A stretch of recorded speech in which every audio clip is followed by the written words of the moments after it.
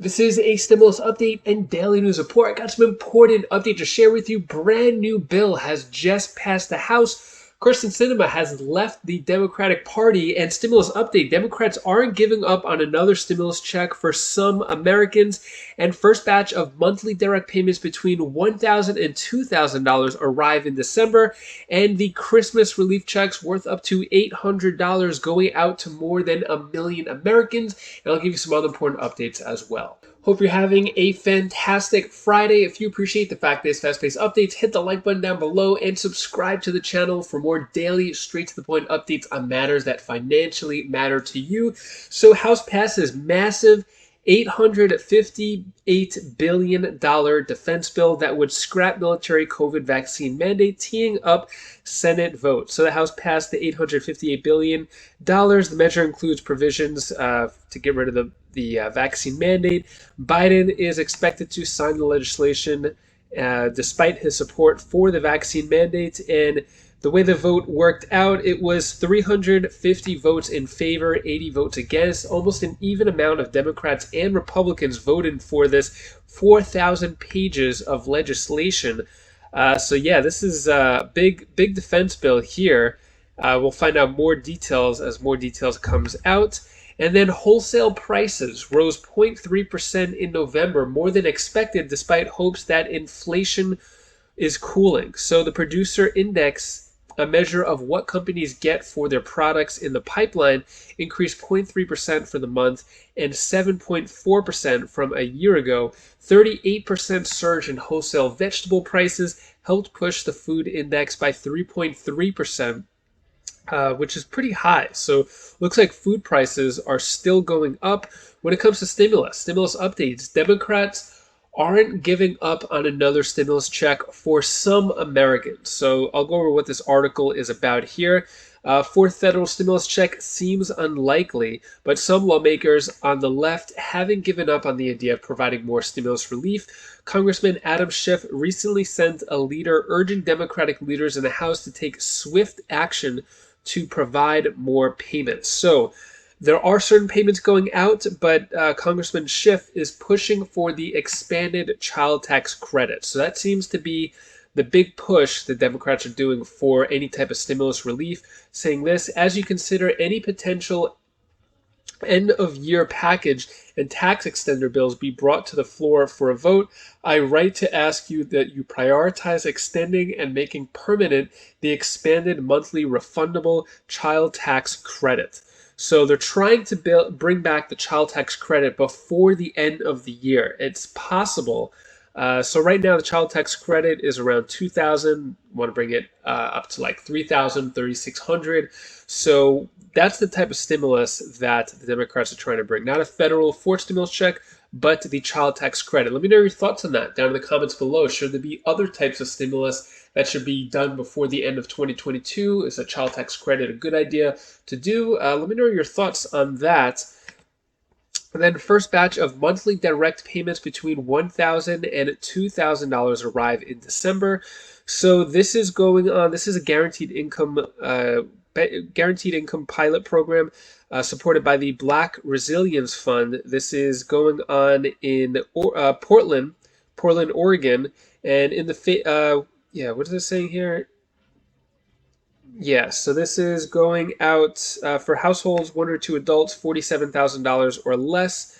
Yeah, looks like they're sending out checks of $1,000 per month, and those who have two children will get $1,500 per month, and those who have three or more children will get $2,000 per month. So yeah, that's what's going on there. And then Christmas relief checks worth up to $800 going out to more than a million Americans. How to track yours. So this is in South Carolina. I mentioned this before. I actually got this $800 check last week, I don't know, 1 or 2 weeks ago. And yeah, so those are still going out through the end of the year. If you live in South Carolina, you could get a potential $800 check. I was really surprised to see that. And then Kyrsten Sinema leaving the Democratic Party and registering as an independent. Why is she leaving? What is this going to do to the Senate Democrats and their agenda moving forward? Take a look with an exclusive interview with Kyrsten Sinema. You're here to make a significant announcement. I've registered as an Arizona independent. I know some people might be a little bit surprised by this, but actually I think it makes a lot of sense. You know, a growing number of Arizonans and people like me just don't feel like we fit neatly into one party's box or the other. And so, like many across the state and the nation, I've decided to leave that partisan process and really just focus on the work that I think matters to Arizona and to our country, which is solving problems and getting things done. So your voting record is pretty capital D Democratic. I mean, your views are generally that of a moderate centrist Democrat. How does leaving the party change how you do your job? Well, I don't think anything will change about how I do my job.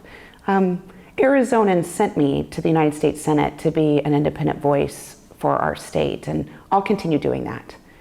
What I think is important about this decision and this move is that I'll be able to show up to work every day as an independent and not be, stuck into one party's demands of following without thinking.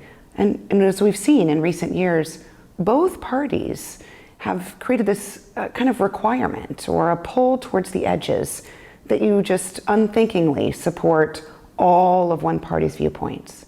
It's made it difficult to find folks who are willing to work together and solve problems. Now, as you know, Jake, we've been able to do a lot of bipartisan work over the last couple of years, and I'm incredibly proud of that. And I think it's important for folks across my state and frankly across the country to say, yeah, there's someone that's kind of like me, doesn't fit neatly into one box or the other, but is standing up for their values, for what they believe in, and is doing it without trying to get one over on the other party or beat the other guy. So let's talk about practically what this means, because you're the chair of at least 2 subcommittees. You're a member of a number of important committees, including Veterans Affairs. Does this mean that you're no longer going to be in those positions because you're no longer a Democrat and the Democrats control the Senate? Well, I intend to maintain my position on my committees and keep doing the work that I've been doing for Arizona.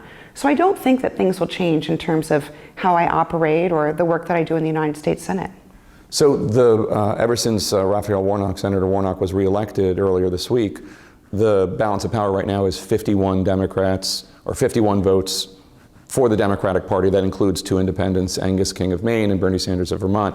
But that's 51-49. What you're doing today doesn't change that? It's still basically going to be 51-49? Well, I know you have to ask that question, Jake, Yeah. But that's kind of a DC thing to worry about. What I'm really focused on is just making sure that I'm doing what I think comports with my values and the values of Arizonans. So when I come to work each day, it'll be the same. I'm going to still come to work and hopefully serve on the same committees I've been serving on and continue to work well with my colleagues of both political parties. And I'm not really spending much time worrying about what the mechanics look like for Washington, D.C. And to be honest, Jake, I don't think anyone in Arizona is caring about that either. So I don't think things will change much for me, and I don't think things will change much for Arizonans. It's also an unusual time because the Democrats in Washington feel really good right now. They actually picked up a Senate seat and picked up some governor seats. It's the first time the party that controls the White House actually gained Senate and governor seats since 1934. The wave that was supposed to come, the red wave, didn't actually happen. Kevin McCarthy, or the Republicans, maybe Kevin McCarthy will be the speaker, but either way, the Republicans will control the House, but not with the margins they were expecting. This is going to disappoint a lot of Democrats, and they're also going to feel like they don't understand. Why would you do this at a time when the Democratic Party is having a good week? Well, I think folks at home in Arizona have known me for a very long time, and they know who I am.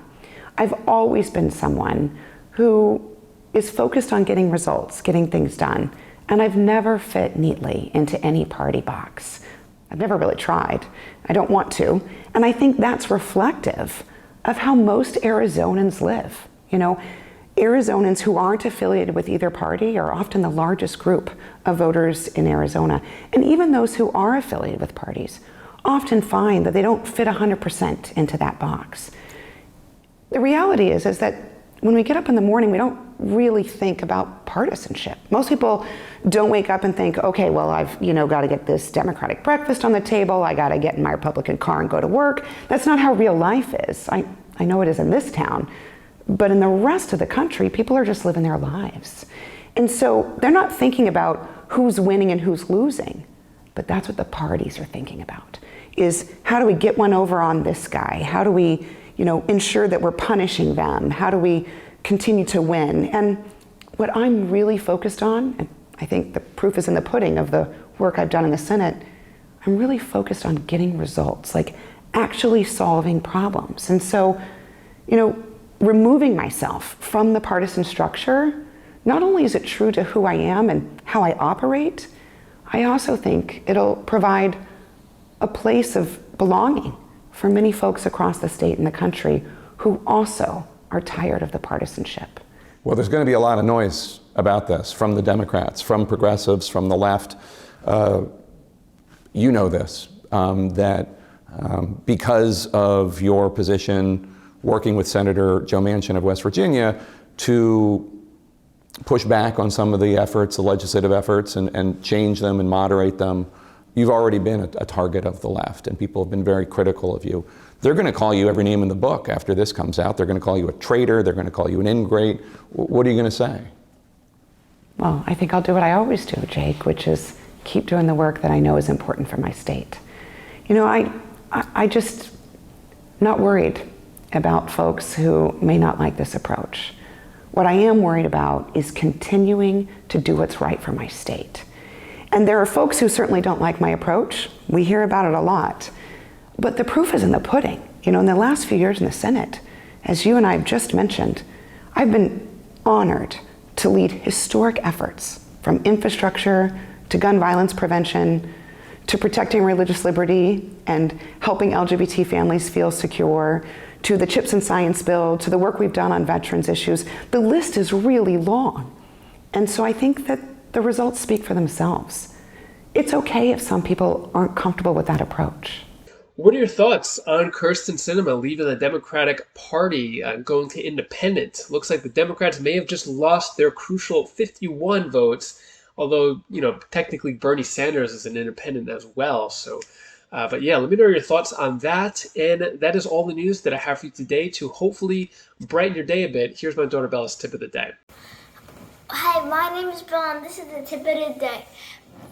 Do you know what you should always know to do?